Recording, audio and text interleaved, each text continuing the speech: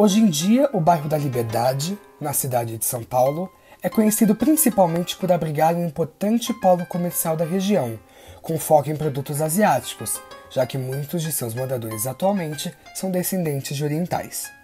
O bairro se firmou como ponto turístico da cidade a partir dos anos 70. Mais recentemente, como reflexo da crise econômica e do desemprego, o número de vendedores informais que se alocam no lugar pela sua fama tem crescido muito. No entanto, nem sempre foi esse o cenário do bairro. A ocupação do local onde hoje se localiza a Liberdade já foi de aldeias indígenas, seguidas pela aldeia de colonização do Colégio Jesuíta, constituída por portugueses e mestiços. No início do século XVII, foi implantada a Forca da Cidade, lugar onde as penas de morte eram realizadas, onde hoje está a Praça da Liberdade. Próximo à forca foi construída a Capela dos Aflitos, em 1775, onde eram enterrados os indigentes e os criminosos. Esses instrumentos de tortura e morte foram implantados nesses lugares para não incomodarem a população mais rica, pois essa parte da cidade era percebida como os fundos. A mudança do nome do bairro veio em 1821. O enforcamento do soldado negro Francisco José das Chagas, o Chaguinhas, que liderou uma revolta contra os atrasos de salários da categoria e foi condenado à morte, foi essencial para a alteração. A corda da forca arrebentou, o que levou o povo reunido no largo a pedir por liberdade. Atualmente, ele é cultuado como um santo popular na Capela dos Aflitos, próxima à estação do metrô. Além disso, consolidou-se ao longo do tempo a tradição de acender velas e fazer pedidos na cela onde Chaguinhas aguardou a execução de sua pena. A tradição também se manifesta na Igreja Santa Cruz das Almas dos Enforcados, situada na Avenida da Liberdade, vizinho do Lago da Forca. Ao mesmo tempo, a região se consolidava predominantemente residencial e com a população majoritariamente negra. Desde a abolição, o bairro foi sendo habitado por escravos libertos. A concentração de imigrantes japoneses no bairro só começou a acontecer a partir da década de 1940, em torno, inicialmente, da Rua Galvão Bueno. A decoração oriental do bairro foi realizada em 1974 por iniciativa dos lojistas locais e apoio da Secretaria Municipal do Turismo. A memória do bairro da Liberdade foi sendo destruída à medida que se reforçou, a partir da década de 1970, a imagem da Liberdade como bairro oriental da cidade, com forte apelo turístico e comercial. A anulação da memória do bairro está ligada a um processo maior de invisibilização das memórias da escravidão. Logo após a proclamação da República, em 1890, por exemplo, houve a polêmica queima dos arquivos sobre o período escravocrata. Foram também destruídos os aparatos de tortura do sistema colonial, como o pelourinho, a forca e o cemitério, antes localizados em praça pública. Podemos identificar, no acréscimo da palavra Japão ao nome da praça e da estação, duas tendências bastante presentes na vida pública da cidade de São Paulo. A primeira, mais recente, é a criação de notícias e fatos jornalísticos com forte apelo midiático. A segunda tendência é o apagamento da memória negra da cidade, sobretudo a partir da proclamação da República, ocorrida um ano após a abolição da escravidão. Essa tendência se fundamenta no propósito de construção do Brasil como uma nação moderna, sobretudo a partir da década de 30.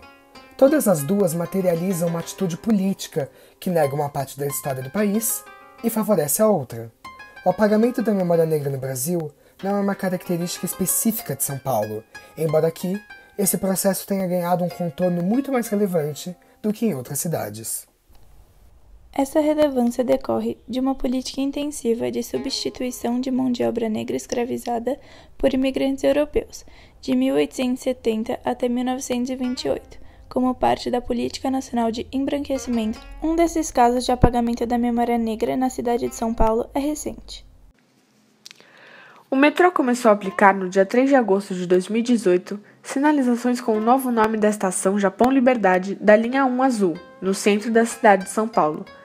A mudança foi decretada pelo atual governador de São Paulo, Márcio França, em 24 de julho, como homenagem aos 110 anos da imigração japonesa no Brasil. Outra troca semelhante ocorreu na praça em que a estação está inserida, que desde 18 de julho passou a se chamar Praça da Liberdade Japão. A mudança prevista na Lei Municipal 16.960/18 foi sancionada pelo prefeito de São Paulo, Bruno Covas. A modificação dividiu opiniões. Algumas pessoas acharam justa a homenagem e lembraram de outras mudanças em nomes de estações, como a que trocou Ponte Pequena por Armênia, também na linha 1 azul, e as adições de nomes de clubes, como Palmeiras Barra Funda, Corinthians Itaquera e São Paulo Morumbi. Mas há também críticas à mudança por excluir descendentes de outros povos asiáticos que também vivem na região, como coreanos e chineses. Além disso, se critica também um apagamento da história e cultura negra da cidade de São Paulo, bem como em todo o Brasil. Muitas pessoas pensaram que ao batizar a estação de Japão Liberdade, as autoridades desprezaram a memória de bairro que ganhou seu nome em homenagem à resistência de um soldado.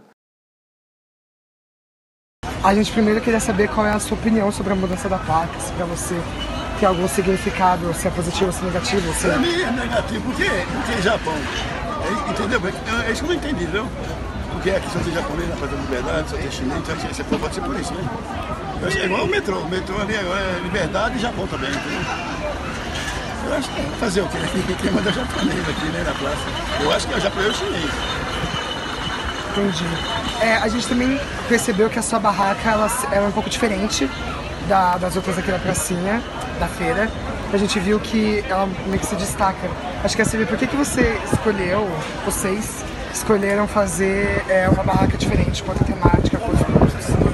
Tá tudo difícil para sair as coisas para vender. Então a gente tem uma mistura, entendeu? Peça orientais, peça indiana, ciganos, peças mistas, entendeu?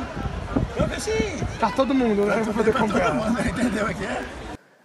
O segundo entrevistado era um homem africano do Senegal que preferiu não ser filmado. Diz morar na Liberdade há 10 anos e por isso decidiu vender seus produtos neste bairro. Ao perguntarmos o porquê da escolha da Liberdade para morar, disse que tinha sido coisa do destino e preferiu não falar mais sobre isso. Sobre a mudança da placa, ele diz: "Poderia deixar como estava, era mais tradicional. Hoje está tarde para isso, a maioria agora são chineses." A terceira entrevistada era uma japonesa nascida em São Paulo. Para ela, a mudança da placa é uma honra por serem considerados tão importantes. Trabalha no bairro há 30 anos. A barraca passou de pai para filha. Ao perguntarmos o porquê da escolha da Liberdade, ela diz: "Eu, como grande maioria dos vendedores, venho aqui para vender.